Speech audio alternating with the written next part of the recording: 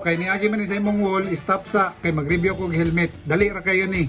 So this is from Mukem Helmets Philippines and yung design niya is Mukem Helmet Clear Glossy. So kung makikita nyo, yung design niya is glossy type na open half face helmet.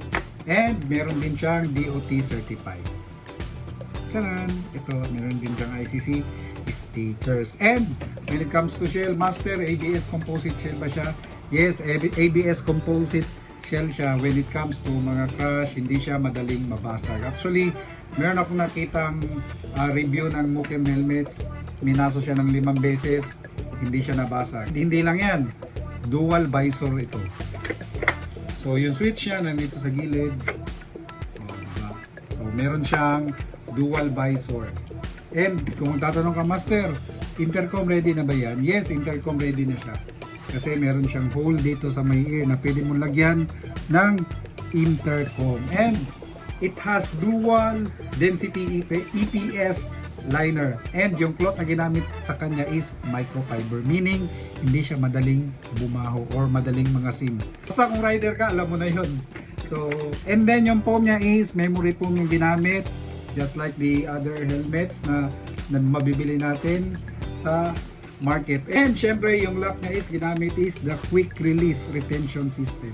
So madali lang siya. So lalo na yung sa mga delivery rider natin, quick release lang talaga siya. So madali lang. And of course, kung magtatanong kayo, master, saan ba pwede mabili yan? So for now, kung nandito ka sa Cebu, all you need to do is go to Shopee and search for Mukem helmets, and also as well to Lazada, kasi dito sa Cebu hindi pa siya available dito sa Cebu, but soon magiging available na siya dito sa Cebu. And be updated, paki-like ng page ng Mukem Helmets Philippines for more updates, kasi soon, kasi meron ng mga pag-uusap dito sa Cebu na magiging available na to soon dito sa Cebu. So ano pang hinihintay nyo? I-like nyo na yung Facebook page nila. So ikaw guys, ano yung komento mo dito? Just let me know in the comment section, kasi meron din siyang air vent dito sa taas, dalawa. Yan. Kaliwat kanan. And then yung spoiler niya ito, meron siyang reflector dito. So ganito lang siya kasimple. Just like the other open half face helmet. Tapos kung magtatanong kayo, master, magkano ba yan?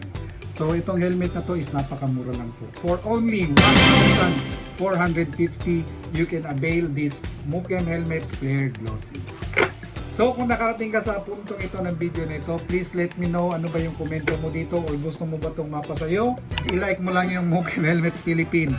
Kasi pag nabasa ko yan, matipuhan kita na ikaw